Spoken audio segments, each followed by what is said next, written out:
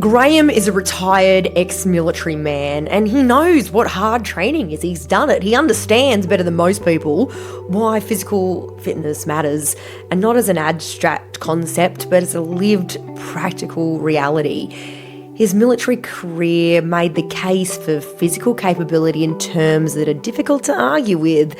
He also carried from that same career a set of associations with training environments that made getting back into structured exercise really difficult. The intensity above all culture, that pain as progress mentality, the sense that if it wasn't pushing you, it wasn't working. And on top of all of that, he was retired, managing diabetes and sleep apnea, and watching something he'd seen happen to other men his age begin to happen to him. That slow, quiet reduction in activity that, if left unchecked, becomes the defining feature of the decade. And he had a phrase for it. He didn't want to go quietly into the night. In 6 months, Graeme rebuilt consistent fitness habits that he actually has maintained. He now trains in a way that challenges him without damaging him. Sessions that leave him tired but not sore, not set back, not dreading the next one. His diabetes management has improved, his sleep apnea is better supported, and his retirement age decline he'd seen coming, it's changed direction. This video is about how that happened and why training that doesn't break you isn't a softer version of training, it's a smarter one. I'm Loz Antonenko, health and performance coach, and I work with a wide range of clients, including older adults managing chronic health conditions who need a training approach that is both medically informed and genuinely challenging. Graeme is one of the male clients in our case study series, and I'm including his story specifically because I think the barrier he faced is one that a significant number of men carry and rarely talk about directly. The barrier isn't laziness. It's not ignorance about the importance of fitness. It's a specific combination of negative associations with the way training is typically presented. The intensity culture, the pain as progress mentality, and a legitimate concern about whether that kind of training is appropriate for their age and health situation. That combination keeps a lot of men who understand fitness completely from doing fitness consistently, and it's fixable. By the end of this video, you'll understand why the distinction between tired and sore is clinically significant, and why getting it right is the difference between sustainable training and the cycle of starts and setbacks. How movement specifically supports diabetes and sleep apnea management, and why this makes exercise a medical priority, not just a lifestyle option. And then the frameworks we use to build Graeme's training in a way that held through 6 months and beyond. Graeme's situation and the specific barriers he brought. Then 3 pillars: training that challenges without damaging, the chronic condition connection, and sustainability as the goal. Then the results and where to start. Let's go. When Graeme came to me, the picture was specific enough that I want to describe it very carefully. Now, he had an ex-military background, and that background had given him a fundamental understanding of physical fitness, its importance, its demands, the discipline it requires. He wasn't someone who needed to be convinced that exercise mattered. That conviction was deep and very much well-earned. But his military background, it had also installed a specific relationship with training environments, one built around intensity, around pushing through pain, around the idea that the measure of a good session was how much it actually took from you. That relationship, which had been appropriate for a specific context and a specific age, had become a liability. Because the training culture he associated with real exercise wasn't the training culture that was appropriate for a retired man in his 60s managing 2 chronic health conditions. And so he was stuck. He understood fitness mattered. He had time in retirement to pursue it, but the gym environments he'd experienced carried the wrong energy. Too intense, too focused on a younger demographic, not calibrated to where he actually was physically or medically. And he'd tried over the years since retirement to maintain consistency, finding that motivation would hold for a period and then drop away when something interrupted the pattern. The chronic conditions, they added a layer of urgency and complexity. Now, Graeme lives with type 2 diabetes and sleep apnea, 2 conditions that are, in different ways, directly influenced by physical activity levels and body composition. His medical team had told him clearly that improving his fitness would support both, and he knew that.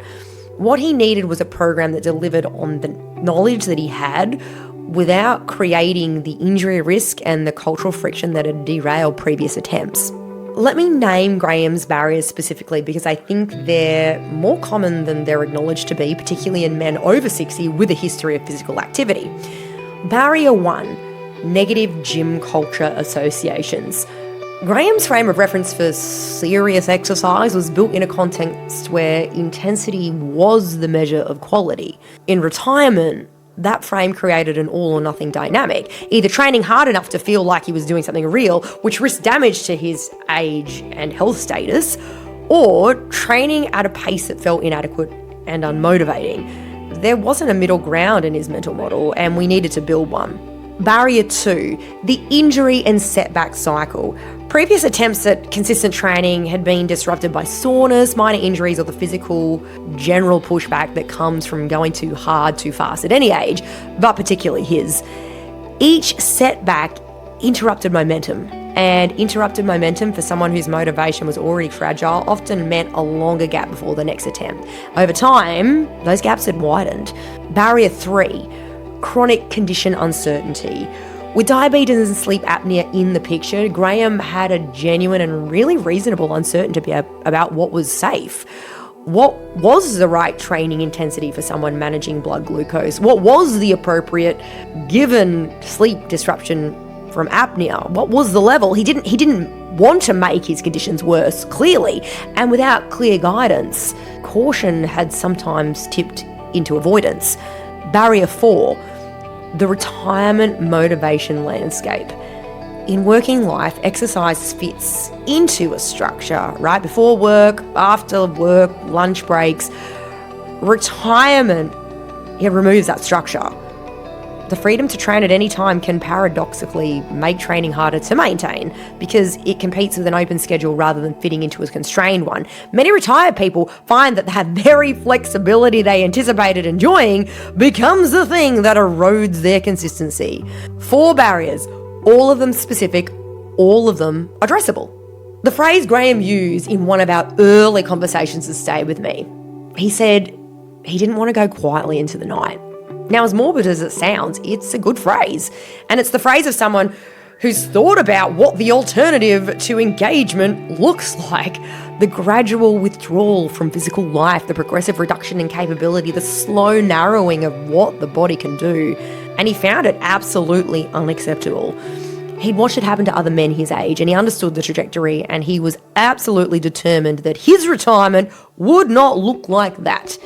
That determination was the asset that we had to work with. Not his current physical fitness level, that was a starting point, not a resource. His determination was the resource, and the job of the program was to give that determination a structure worthy of it, challenging enough to respect his actual history, appropriate enough to respect his current reality, and sustainable enough to hold for years, not just months. 3 pillars, each one addressing a specific element of what made Graeme's situation distinctive. So pillar 1, training that challenges without damaging. The specific design principle that solved the intensity versus appropriateness tension at the heart of his barrier. Pillar 2, the chronic condition connection, the direct relationship between structured movement and diabetes and sleep apnea management, and how we design the program to actively support both. Pillar 3, sustainability as the goal. The mindset and structural shifts that turn 6 months of consistency into an ongoing part of his retirement rather than another attempt that eventually stopped. The single most important design principle in Graeme's program was one that I now use as a benchmark for all older adult and chronic condition training. The program should leave you tired, not sore. These 2 experiences, they feel similar from the outside, but are physiologically different and have completely different implications for training sustainability. Tiredness is the appropriate outcome of a well-designed training session. Your muscles, they've worked. Your cardiovascular system, it's been challenged. Your energy systems, they've been taxed. You feel physically spent, and then you need to rest and recover. But the next day, you are recovered. You can move normally. The session has not created a liability in your body. It's created an adaptation stimulus. Soreness, specifically the delayed onset muscle soreness that comes from training volume or intensity that exceeds what the body is currently prepared for, is a different thing. It's not dangerous in itself, but it creates a practical problem, right? It makes the next session harder to get to, not just motivationally, physically. When your body's sore, movement is uncomfortable, and uncomfortable movement at this stage of your life, for someone whose motivation is not unconditional, it's a reliable reason not to actually show up. The injury and setback cycle that had disrupted Graeme's previous attempts was almost entirely driven by crossing the line from tired into sore, from appropriate challenge into excessive load. And the solution wasn't to train less hard, it was to calibrate the challenge precisely enough to produce the adaptation stimulus without producing the setback. That calibration is the skill, and it's why working with someone who understands the specific parameters of older adult training produces different results from following a generic program designed for a 30-year-old. The program we built for Graeme had several design features that distinguished it from previous approaches he'd tried. Feature 1, starting point honesty. We started at Graeme's actual fitness level, not at where he'd been in his military career, not at where he wanted to be, but at where he actually was. That meant lower load, that felt instinctively appropriate to him, and a pace of progression that felt slower than his background suggested it should be. We had a direct conversation about this very thing quite early. The starting point, it wasn't a statement about his capability. What it was the correct foundation for sustainable progression. You build on what's real, not what was. Feature 2, the recovery first rule. Every session was designed with the next session in mind. If the load or volume was high enough that it would compromise the ability to train 2 days later, it was too high. This is a fundamentally different design philosophy from the whole push to the limit and recover model that Graeme had carried from his military context, and it did take some adjustment, but the result was that he never set back. He always showed up to the next session from a position of readiness rather than residual damage. Feature 3, variety within structure. Graeme's negative associations were specifically within traditional gym environments, the weights floor, the machines, the culture of that whole space. So we broadened the movement repertoire from the very beginning. Pilates for core strength and mobility, resistance band and bodyweight work that could happen anywhere, especially when traveling, structured walking for cardiovascular conditioning, and some machine-based work introduced gradually as his relationship with the training environment improved. The variety, it served 2 purposes. 1, it reduced exposure to the specific environments that triggered his negative associations while still providing the training stimulus he needed.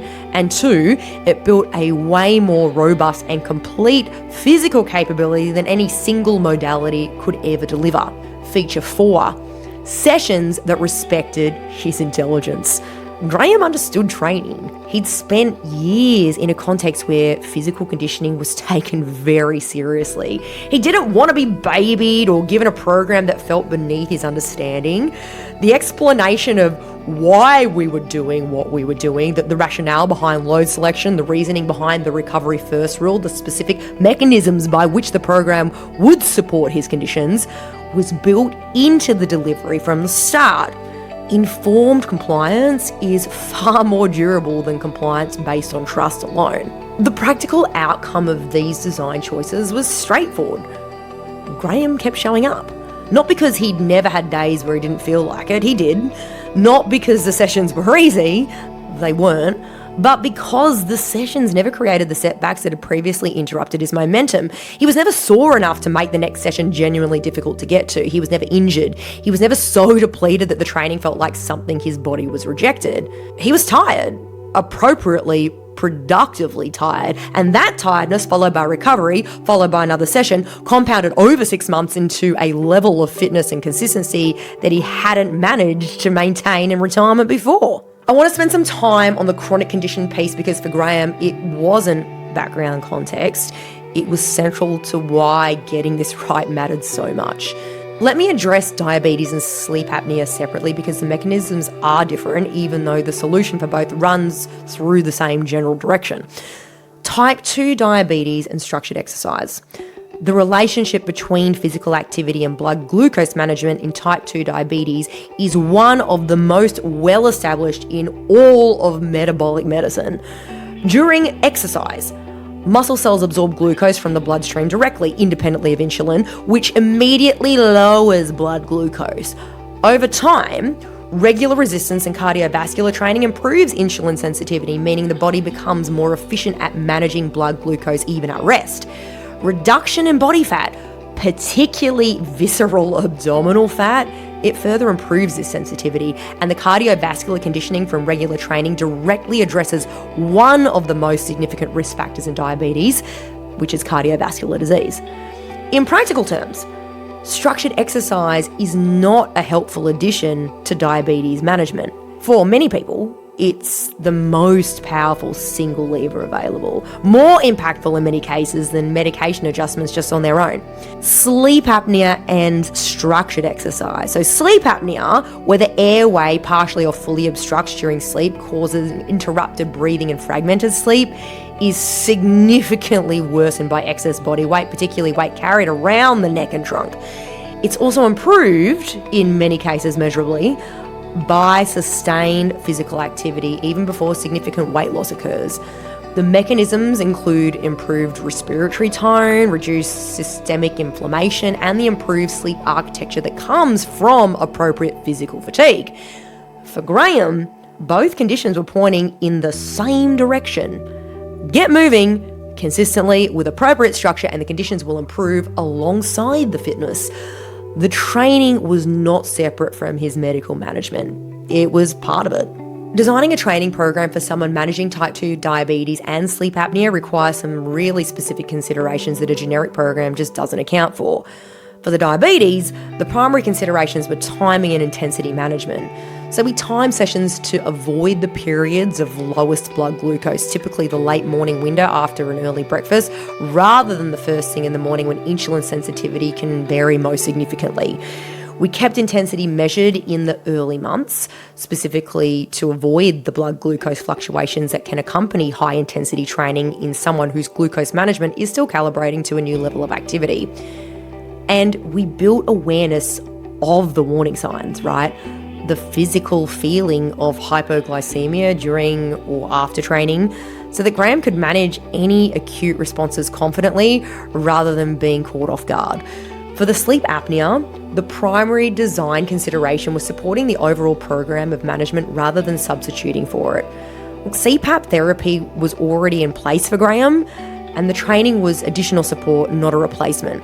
So we tracked sleep quality alongside training load as a marker of recovery because the quality of sleep directly affects the quality of the next training session in someone who has sleep apnea. The nutrition piece was also relevant in both conditions. For diabetes, protein first eating stabilizes blood glucose across the day and reduces the insulin spikes that drive fat storage and glucose dysregulation. For sleep apnea, reducing visceral fat, particularly around the neck and the trunk, it directly reduces airway obstruction. And both improved through the same nutritional approach. Now, this is the whole system view of health management, not treating each condition in isolation, but finding the common inputs that support all of them simultaneously. Now, I want to note something that I think is important for anyone watching who's managing chronic conditions and considering whether a training program is even appropriate. Graeme's GP and specialists had already told him that improved fitness would support his conditions, and that conversation had happened well before he came to me. The medical team, they'd set the direction for him, and my role was to provide the specific implementation. I always work in this direction with clients managing chronic conditions. The medical team holds the clinical authority, and my role is to design a program that is consistent with their guidance and that delivers the physical adaptations that they're recommending. If you're managing diabetes, sleep apnea, or any other chronic condition and you want to know whether a structured exercise program is appropriate for you, well, that conversation starts with your GP or specialist, not with a coach. But in most cases, the answer will eventually be the same as Graeme's, yes. And here's why it matters. The third pillar is sustainability, and I want to be specific about what I mean by that because sustainable is totally a word that gets used loosely in fitness in ways that can mean pretty much anything. When I say the goal of Graeme's program was sustainability, I mean this very precisely. The program needed to be something he could still be doing in 2 years, 5 years, 10 years, whatever it was, with modifications as his capacity and circumstances changed, but without stopping. Not a sprint, not a challenge, not a program he'd complete and then need a new one, a practice, an ongoing, evolving physical practice that became a permanent part of his retirement rather than a recurring project that kept restarting. The goal changes the design criteria completely. A program designed for a 12-week sprint, it can ask more of you in the short term because it has an end date. A program designed for 10 years has to be asking something of you at week 520 that you're still willing and able to give. That means the load, the structure, and the recovery balance all have to be calibrated for the long arc and not the short one. I mentioned earlier that retirement removes a structure that working life provides, and that this can paradoxically make exercise hard to maintain, not easier. For Graeme, we address this directly by building a weekly training structure and treating it with the same commitment as a professional obligation. Not because exercise needed to feel like work, but because the human brain manages flexible commitments very differently from fixed ones. A fixed commitment, Tuesdays at 10 a.m., Thursdays at 10 a.m, Saturday morning, competes with very few other things. It's in the calendar. It has a time. The decision of whether to go has largely already been made. A flexible commitment, I'll train a few days this week when it suits me, competes with everything. Every day is a decision, and every day that something else is slightly more convenient or appealing, the training loses. That sounds simple. It is simple. But it's one of the most consistently effective structural changes that I make with retirement clients because it removes the daily decision from the equation and then replaces it with a routine. Graeme's training days became fixed points in his week, non-negotiable in the same way that medical appointments are non-negotiable. And that structure, it held through the weeks when motivation was lower, when the weather was bad, and when other things competed. It held because the decision had already been made. Over 6 months, something happened with Graeme that I consider the most significant marker of genuine, durable change. His identity shifted. He stopped being a retired man who was trying to exercise more consistently and started being a retired man who trains. That distinction is not semantic. It changes how he relates to the choice. When someone who trains occasionally misses a session, they feel mildly guilty but not particularly disrupted.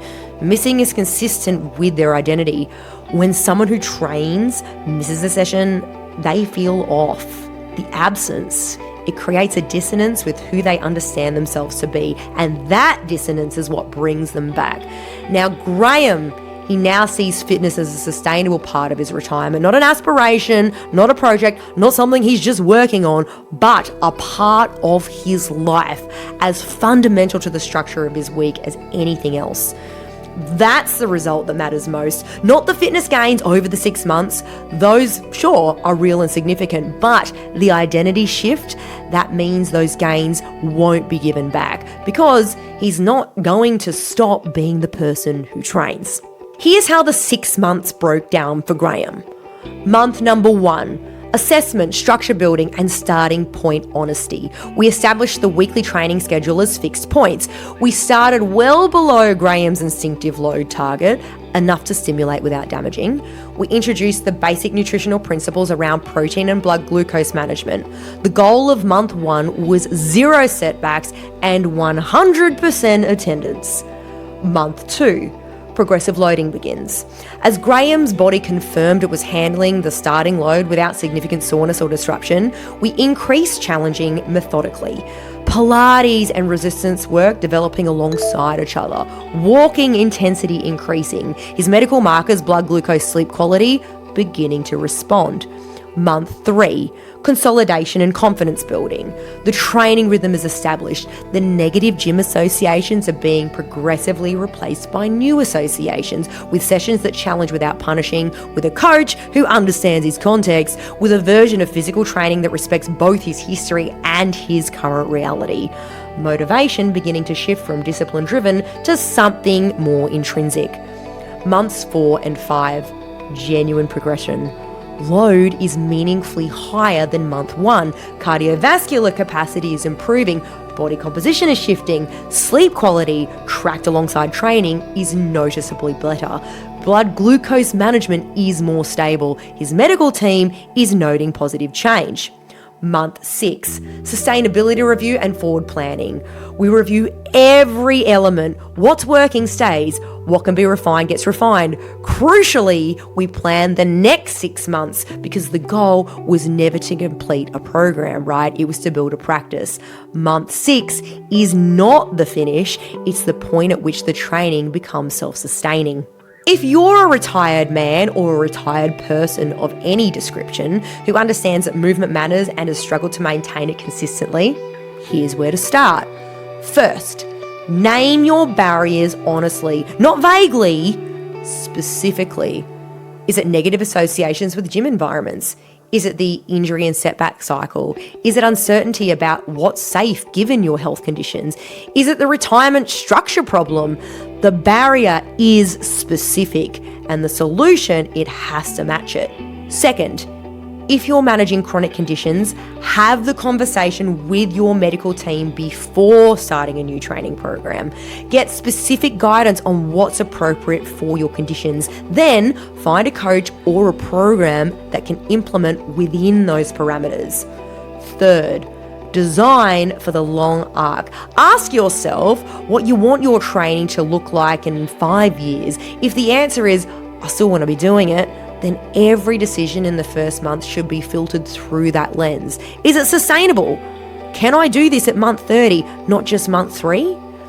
And fix your training days into the calendar. Not, I'll train a few times this week. No, specific days, specific times, non-negotiable. That single structural change will do more for your consistency than any program design. Let me give you the full picture at the 6-month mark. Consistent training maintained for 6 months, something Graeme hadn't achieved in retirement before. 0 significant injuries or setbacks across the entire program. Fitness measurably improved, cardiovascular capacity, strength, and functional movement all progressed. Diabetes management improved blood glucose stability, noted by both Graeme and his medical team. Sleep apnea improved sleep quality alongside improved fitness and body composition. The injury and setback cycle, broken. Sessions are challenging. Soreness is not a feature. Retirement identity shifted from man trying to stay active to man who trains. Fitness is now a permanent part of how he lives, not a recurring project. He's not going quietly into the night. He made that decision, and the program gave it structure. Most training programs available to a man in Graeme's position, retired, managing chronic conditions, carrying negative associations with intensity culture, are built for a different person. They're built for someone younger, healthier, or with a completely different history with exercise. The Mojo method approach is built for the specific person who actually is in front of you. Graeme's program wasn't a modified version of a standard program. It was designed around his conditions, his history, his barriers, and his goal, which was not a fitness milestone. What it was a decade of not going quietly into the night.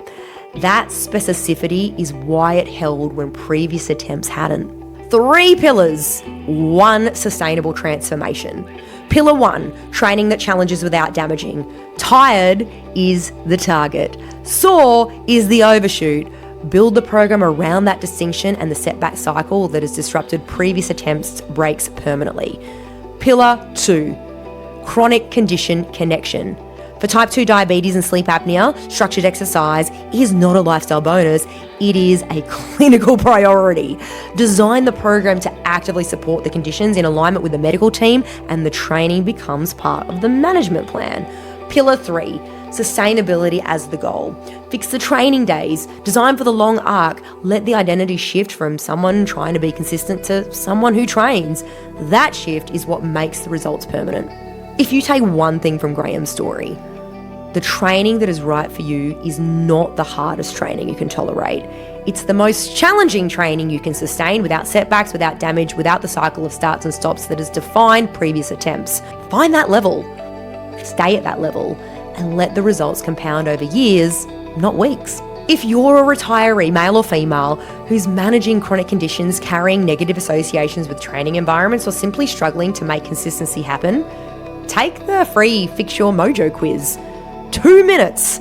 It identifies exactly what's getting in the way of your consistency and your results and points you to the first thing to address it. No generic advice, your specific situation. So the quiz link is in the description below. It takes 2 minutes and the results are immediate. And if you know a retired man, a father, a partner, a friend who's managing diabetes or sleep apnea that hasn't found a training approach that works for him, please share this video. Most fitness content isn't built for where he is, but this one is. Thank you for watching. See you in the next one.